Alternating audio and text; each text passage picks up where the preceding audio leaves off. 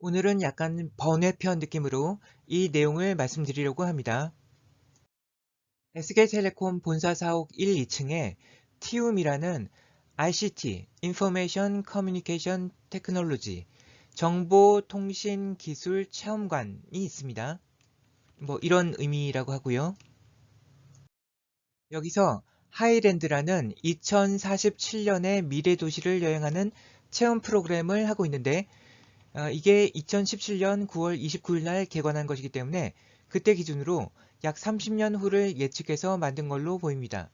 저는 열흘쯤 전인 19일 일요일 날 을지로 입구역에 있는 SK텔레콤 본사에서 이 체험을 했고 그때 느낀 점을 기록해 두려 합니다. 이 체험에서 중요한 장소 중 하나인 하이랜드는 해저 800m에 있는 도시입니다. 원래 인간이 살지 못하는 환경을 개척해서 살 수 있게 만든 곳이죠. 해저 도시뿐 아니라 우주정거장, 다른 행성의 식민지 등도 그런 곳들에 해당될 텐데 이런 장소들은 원래는 천지라는 자연이 인간에게 허락하지 않은 곳인데 인간이 인위적으로 만들어낸 환경 속에서 스스로 생명을 영위해 나갈 수 있게 되는 것입니다. 인간이 천지와 대등하게 선다는 후천개벽의 개념이 바로 이런 것이라 할 수 있기 때문에 결국 이 체험은 후천개벽 세상에 대한 체험으로 볼 수 있을 것이라고 저는 생각합니다. 그런데 여기서 한 가지 중요한 차이점이 있는데 과연 하이랜드에서 천지와 대등하게 서는 인간이 개개인으로서의 사람이냐는 것입니다. 이 해저 환경을 사람이 살 수 있게 조절하는 것이 뭐 예를 들자면 주야 3교대로 근무하는 사람일까요? 아니면 자동화된 인공지능일까요? 저는 후자일 거라 생각합니다. 따라서 하이랜드에서 천지와 대등하게 서는 이는 그냥 사람이라기보다는 인공지능 내지는 최소한 인공지능의 지원을 받는 사람이라고 보는 것이 타당할 것입니다. 그렇게 본다면 인공지능 기술로 천지인이 대등하게 선 세상에서의 이는 개개인의 사람도 아니고 인류 전체도 아니라 인공지능 기술을 가지고 있는 소수의 사람이 될 것이라는 것인데 그것은 패권을 가진 자가 지배하는 선천세상과 전혀 다를 것이 없게 되어 버립니다. 무력과 군사력이 패권이 되는 세상에서 인공지능 기술이 패권이 되는 세상으로 전환된 것에 불과할 수도 있는 것입니다. 하이랜드는 모든 것이 하나의 네트워크로 연결된 곳이라는 설명이 실제 체험 중에서 나오는데 그 중심에 통신회사인 SK텔레콤이 있습니다. 여기 하이랜드의 중심에 높이 솟아있는 건물이 바로 SK 건물입니다.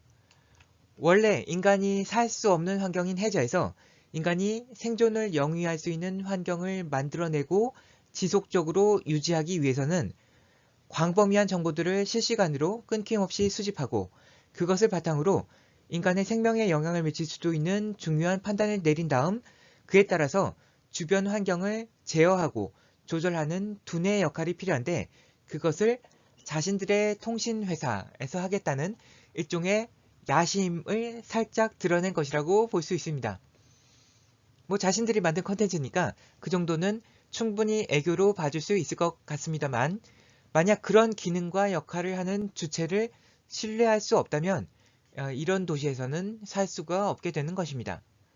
보다 극적인 상황은 이런 도시가 선택이 아니라 인류가 생존할 수 있는 유일한 환경이 되어버리는 상황이 온다면 어떻게 되겠느냐는 것입니다. 모든 것이 하나로 연결된 세상이 더 이상 인류의 미래에 대한 장밋빛 전망이 아닐 수도 있게 될 것입니다. 그리고 하이랜드 도시에 농작물 재배를 하는 빌딩이 존재한다는 내용도 있는데 다시 한번 천지인 관계 속에서 본다면 태양을 대신하는 인공조명 기술과 땅을 대신하는 농작물 재배 기술이 합해지면 결국 사람인 인이 천지를 대신하거나 최소한 동등하게 서는 것이라 볼 수 있을 것입니다. 물론 해저도시 같은 경우는 좀 극단적인 예라 할 수 있을 것이고 실제 앞으로 이 체험에서처럼 30년 안에 그런 기술들이 가능할지도 미지수이지만 앞으로 과학, 기술, 사회, 경제, 군사 등의 모든 방면에서 인공지능 기술의 지원을 받는 사람은 그렇지 못한 사람들에 비해서 압도적인 경쟁 우위를 지닐 수밖에 없게 될 것입니다. 이미 빅9이라는 거대한 기업들은 인공지능 기술들을 사용해서 미래의 패권을 차지하기 위한 경쟁에 나서고 있는 상황인데, 미국과 중국이라는 고래등 사이에 낀 우리는 과연 무엇을 해야 하고 무엇을 할 수 있을 것인가에 대한 의문을 제기해 보지 않을 수 없습니다.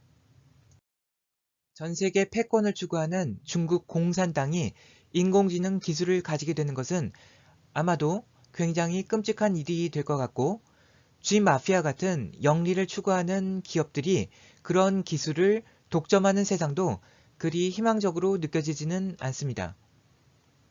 저는 인공지능 기술이 한정된 집단이 아니라 인류 전체의 것이 됨으로써 진정한 후천 개벽이 이루어지기 위해서 인공지능에 어떤 윤리를 탑재할 수 있을지가 가장 핵심적인 과제가 아닐까 생각하는데, 이 체험을 통해서도 그런 생각이 더 강해지는 것을 느꼈습니다.